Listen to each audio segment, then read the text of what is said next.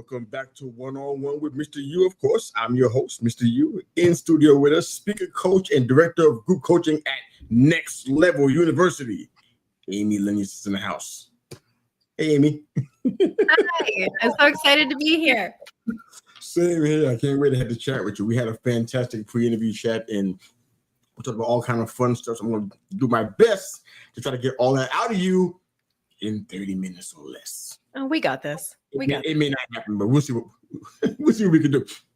But customarily, I always ask our guests to come in and share about their upbringing and their childhood. I don't care if it's clean or messy. We got the capacity to handle it. We're in ministry before we're anything else, so we're good with it. So tell us how you got from there, wherever there was, to where you are right now. Go. Oh my goodness! And we only have 30 minutes, and we want to get into the goods.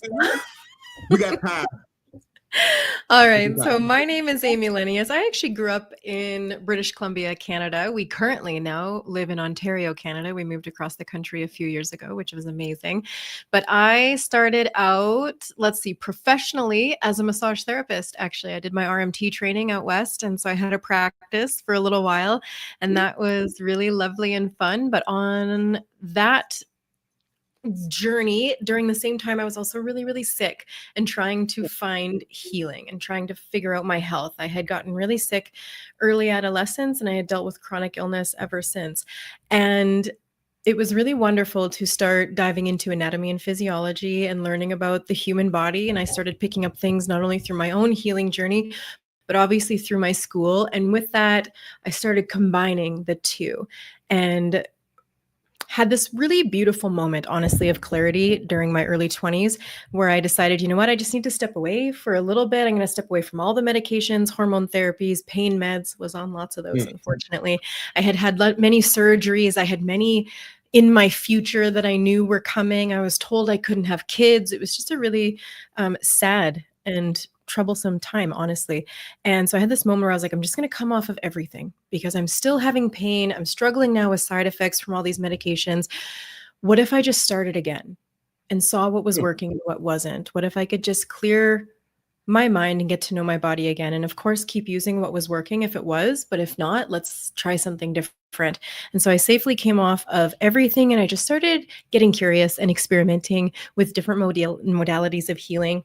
I was getting treatments at my own clinic through my school, which was lovely, but I also started tapping into like acupuncture and cranial sacral therapy, and just there's so much out there. If you can get curious and just want to have fun with it, like just go see what people have to say. There's so many different wellness. Yeah, there's so many different wellness professions where you can just go pick their brains and be like, well, what do you think about this? Because I've only had this one view my whole life. What would you say about this? And I ended up connecting with a naturopath that was wonderful. And just with my knowledge, his knowledge, we just started working holistically with my body. And that's where I fell in love with the word holistic. So holistic meaning that everything affects everything else. And I had felt up until that moment, I had been put in a box. Okay, you're a woman with a troublesome uterus who has hormone problems. Let's just focus on that. No one ever talked to me about stress and how that was connected, how my sleep was connected, how my liver functioned, my gut health. No one talked to me like I was a whole person. And then external environment was introduced to me. Oh my goodness, how your external environment deeply affects your internal, and how your internal shows up externally. So I fell in love with the word holistic. And so my practice at this point, I had finished school. And it was really tailored towards women, pre and postnatal care, pelvic balancing for women. And I just found myself educating women on wellness and things. They always had so many questions, to the point where I actually started public speaking on women's health. I had a really lovely speech called Holistic Healing for Your Hormones. And that turned into a whole nother thing, which turned into having a podcast, which turned into me working with the guys at Next Level University. I was a client first, and I fell in love with them because they themselves were talking about holistic self-improvement. Now, we rarely use that tagline now because no one knows what the heck that means. We talk about personal development and success, but behind the scenes, we talk about holistic self-improvement, holistic living, your health, your wealth, your love, your quality of life, and how they all affect each other. And I fell in love with that. So I sent a speech over to Alan to have him review. I said, hey, what do you think about this? You're a professional speaker. I'm a speaker. I would love your feedback on this because I value you. And he loved it. And he said, hey, would you like to come MC for us at our live event and just see where it takes us? So I started off as their MC, and then just through falling in love with what they do, I've integrated myself into just about everywhere of their company. I help them run coaching. I have my own coaching program. Take over, just so Yep, you know, just she's take over. slowly coming for them, you know? And it's been just this incredible journey ever since. So I feel like what I've been able to do in this space is bring everything I have done, my background in anatomy and physiology, my coaching for women, all of this wonderful things that I've been able to do, and bring it into this space where I have learned so much more from Kevin, from Alan, from our community. And the combination of the two really has allowed me not only to set up my own life better and more holistically for success, but help others do the same.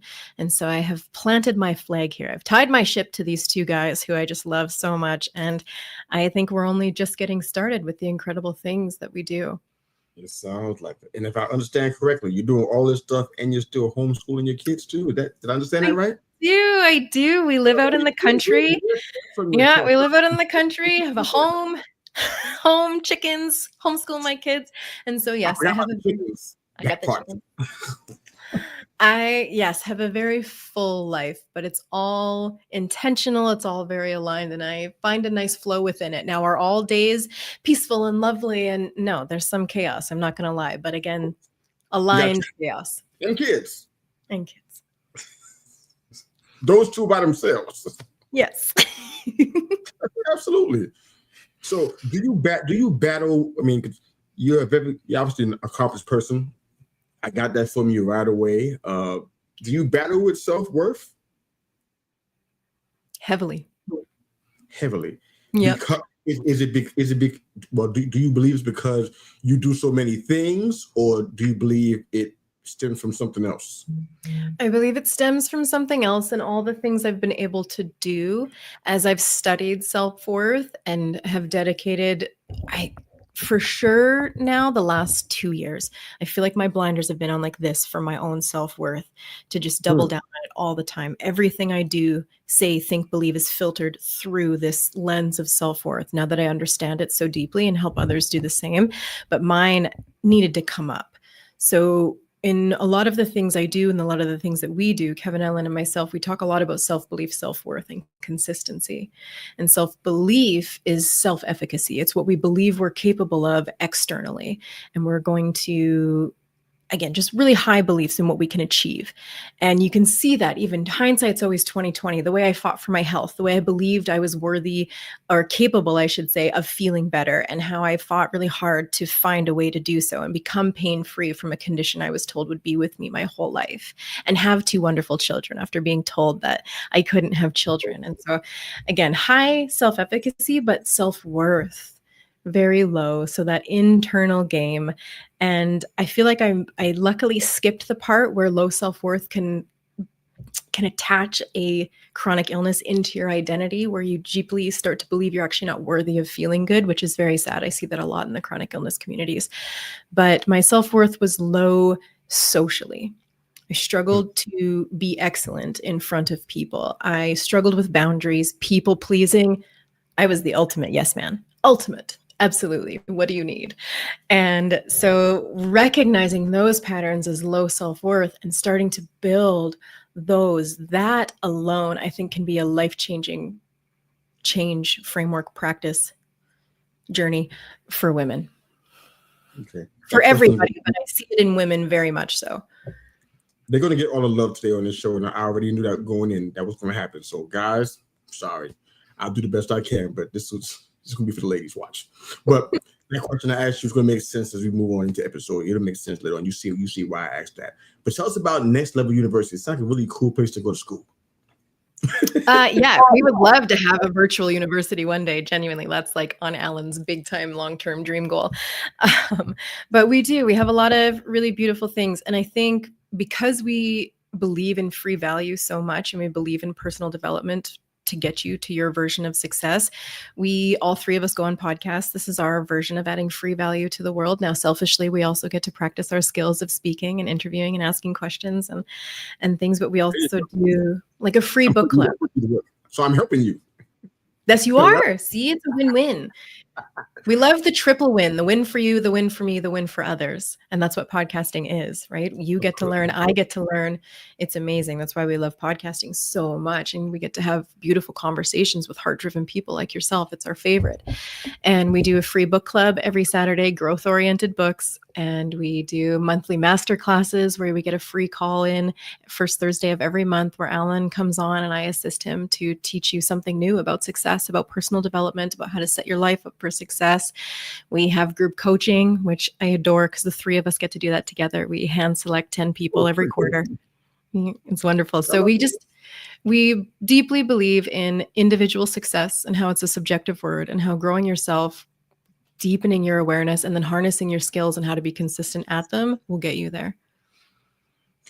Do you ever feel, and this is probably a loaded question, but I ask those kind all the time, but do you ever feel like you are challenged with coaching somebody through something that you haven't totally figured out yet?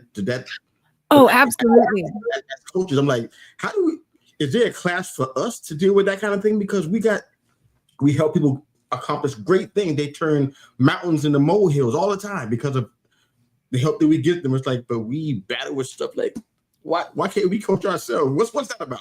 But do you ever get that kind of challenge in your coaching journey? Yeah, I do sometimes. And I think, one, we always have to remember that everyone's life is different. So the struggle they're dealing with might be different from the struggles we'll dealing with, but yet the principles of how to get through them are similar.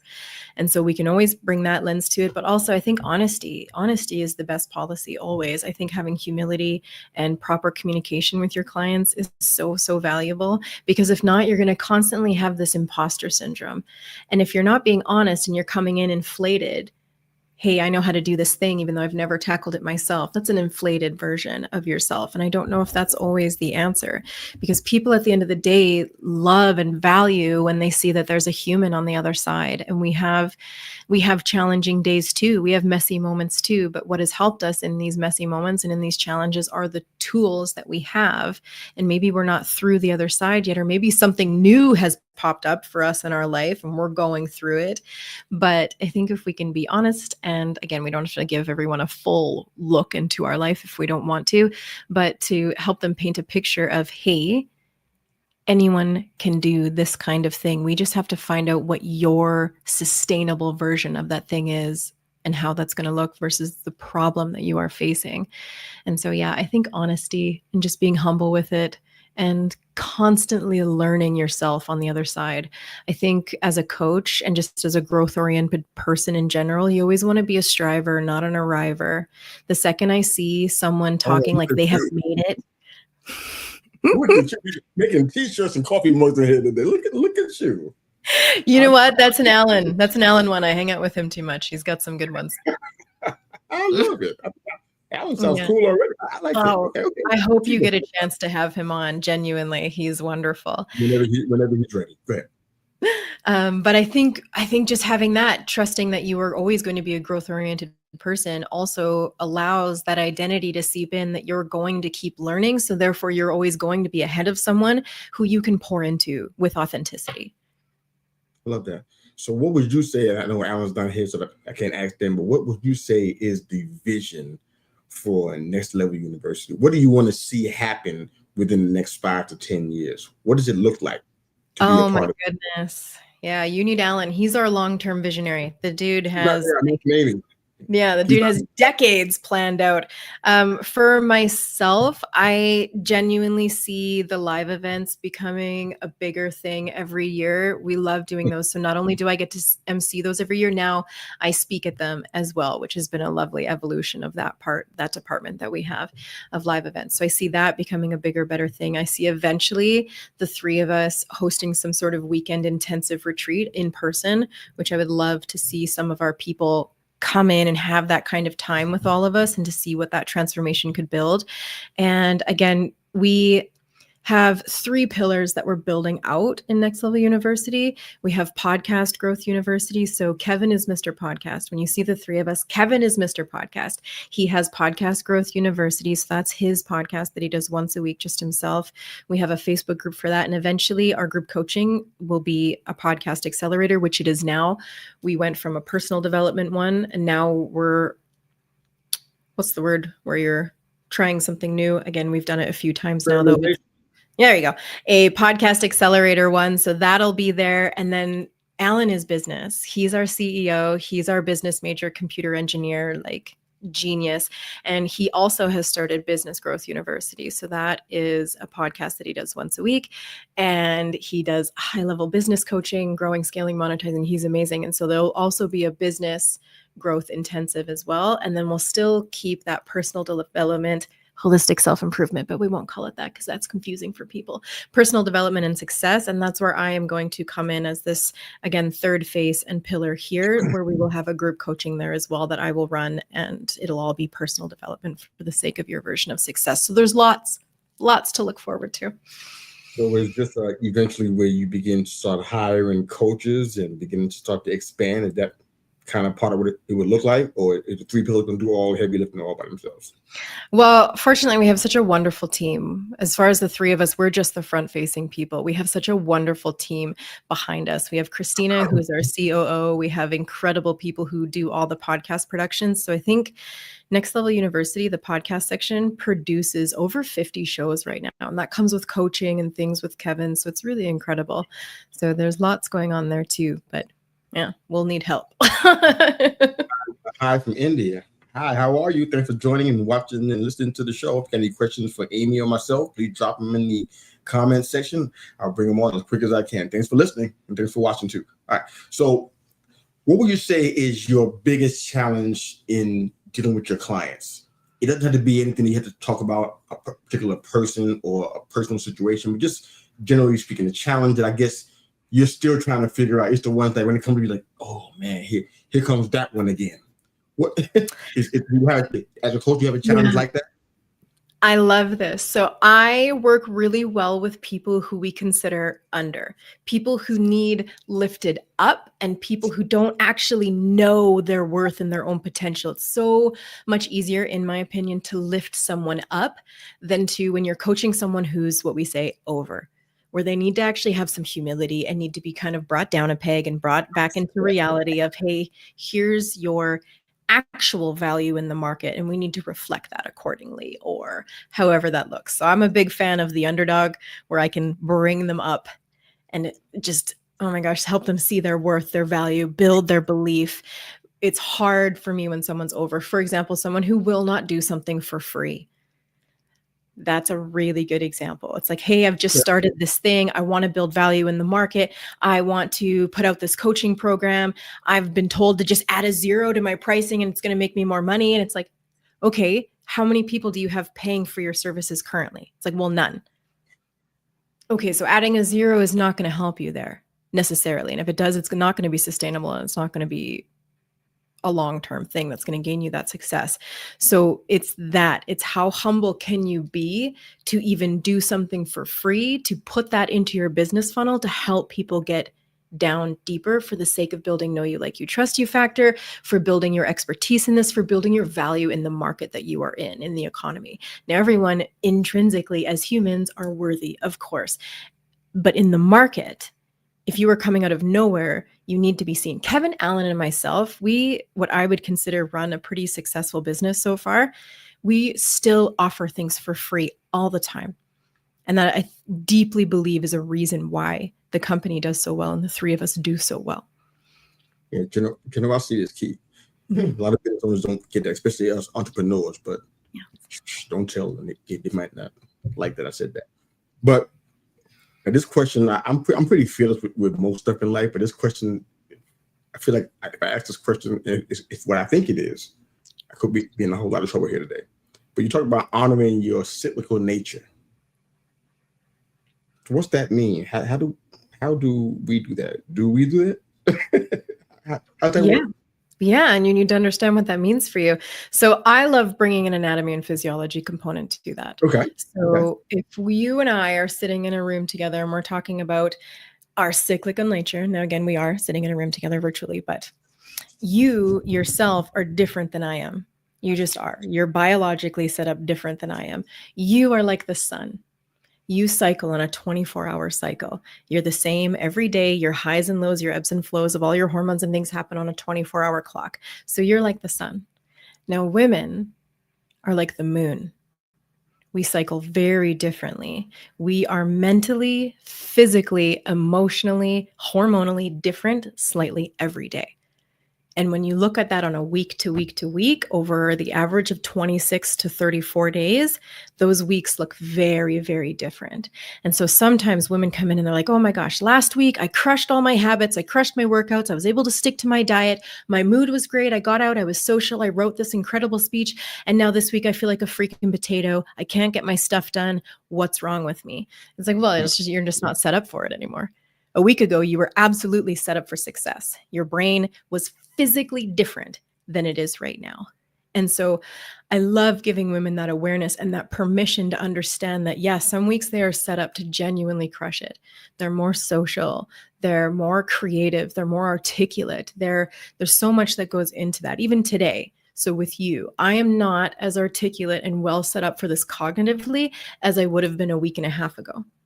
So that doesn't mean I'm not going to show up. It just means that if I feel like I did a not as good of a job as I did on a podcast a week and a half ago, 2 weeks ago, I can give myself grace and understanding and be like, you know what? I only had about 70%, maybe even 50% capacity today, but I gave you 100% of that 50% capacity that I had.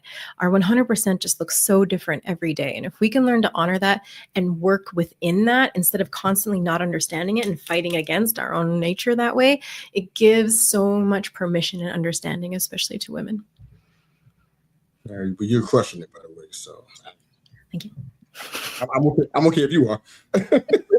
But I got a few more questions because I know we're getting close to it, and I'm just having a lot of fun, and I got to get back to work. But what are the 3 pillars that you were talking about that you believe create fulfillment in people's lives?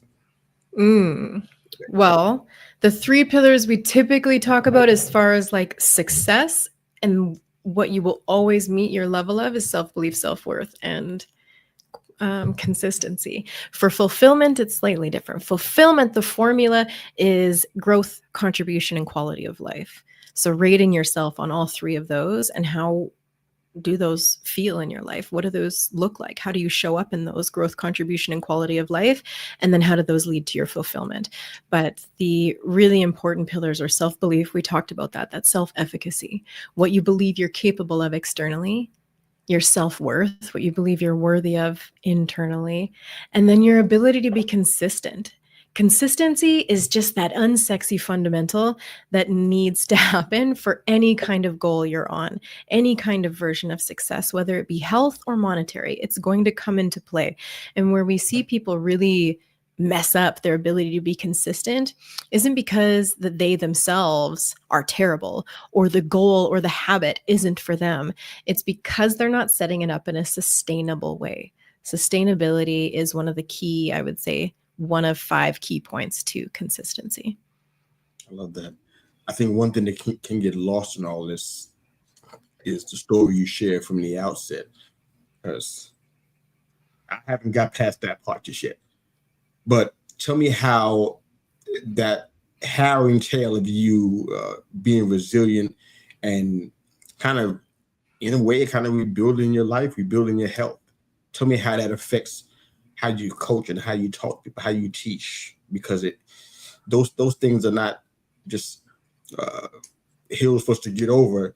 It's supposed to have a purpose. I believe in most every area, some kind of pain has a purpose to it. I agree. You answer that? Yeah, I agree. I think dealing with what I dealt with when I was young and going through my chronic illness, I believe it's a driver in everything that I've done when you really look back at it. Whoever you are, I love you. Thank you for doing that. We're not even discussing the Giants, but you know what? I love you for doing that. Thank you for watching and listening.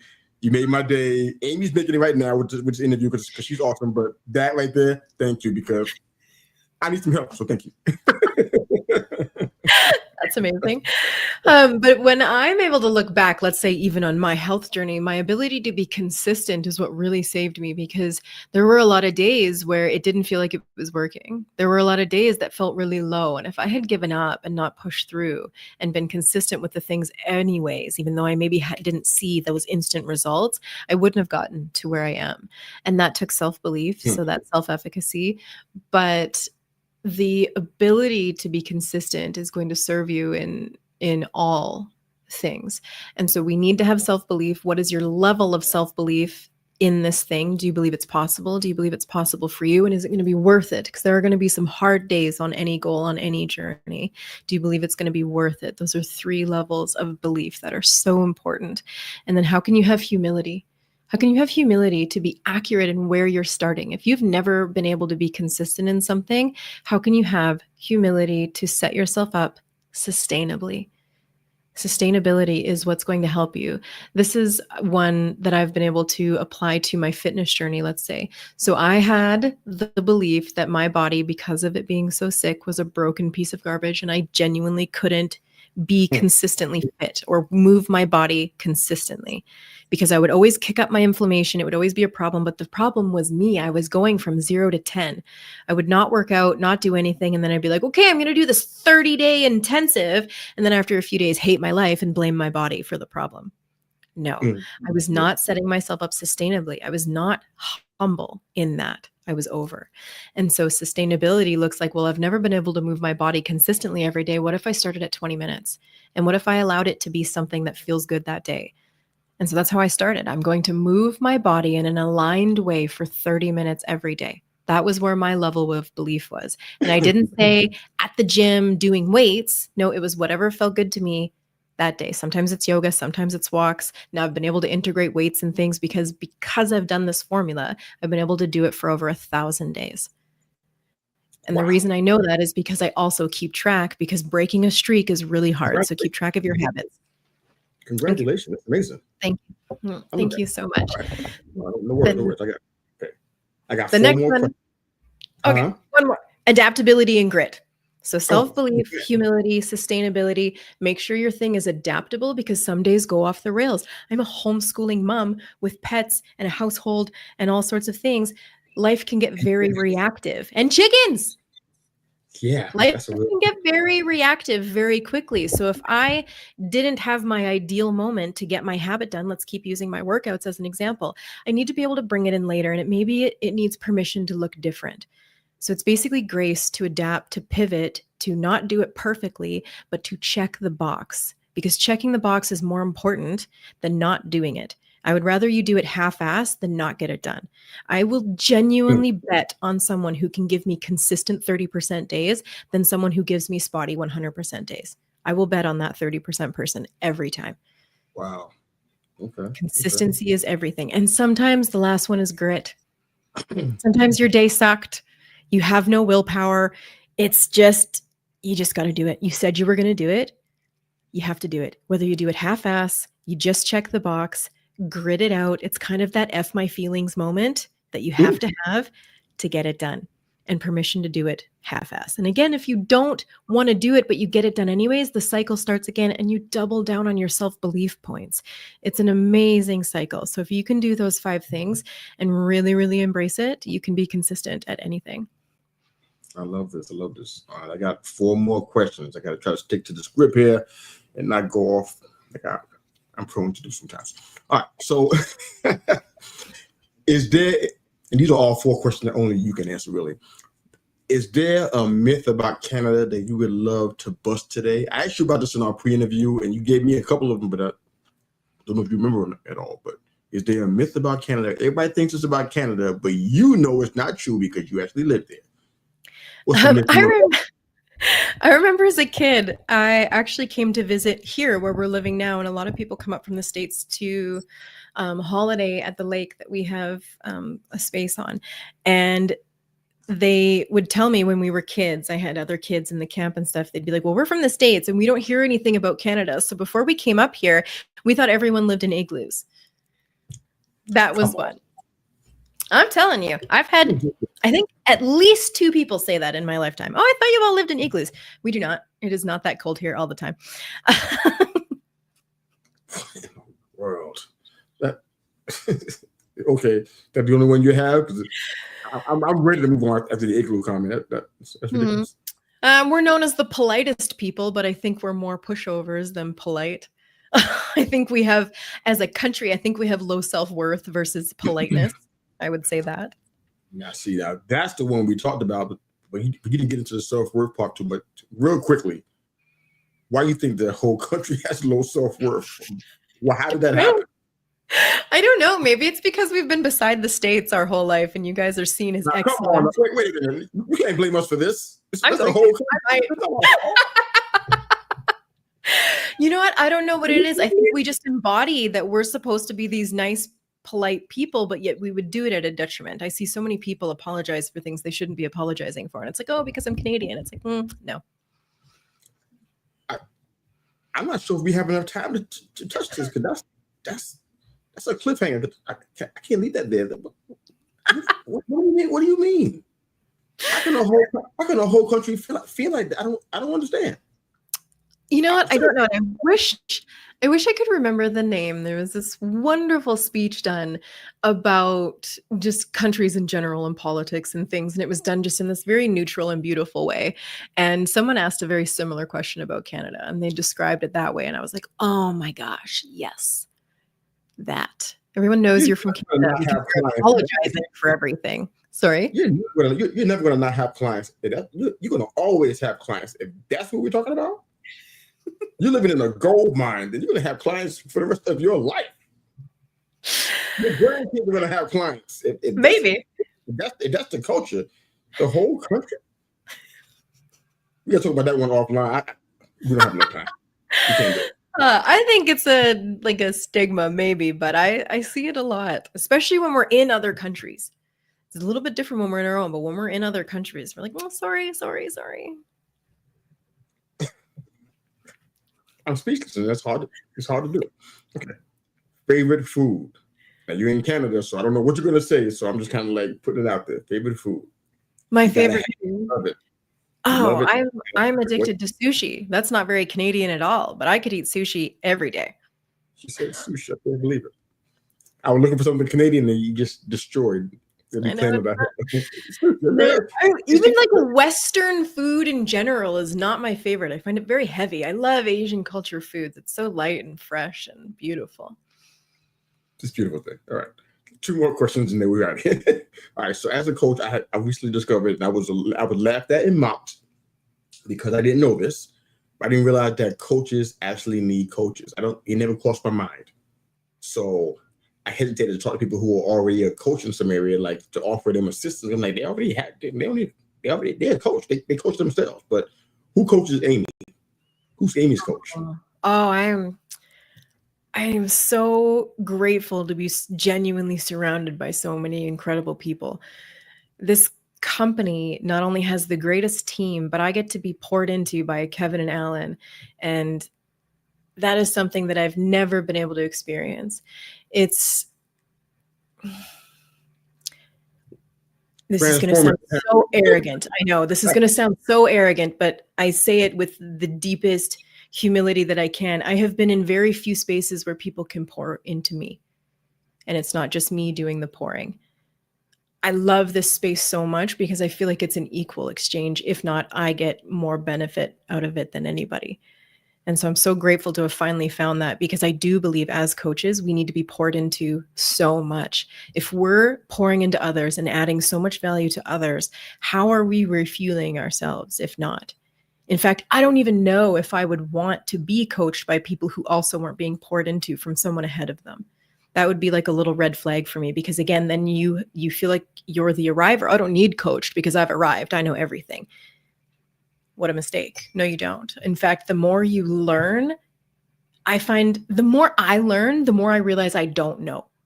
The more I expand my knowledge, even about like the brain, emotional intelligence, neuroscience, like just so many things, but the difference between shame and guilt and personality types and core wounds and core beliefs and like There's so much. And I feel like I know so much, but yet when I look at what I don't know, there's so much. And I can't wait to keep learning and keep expanding that so I can keep putting that forward.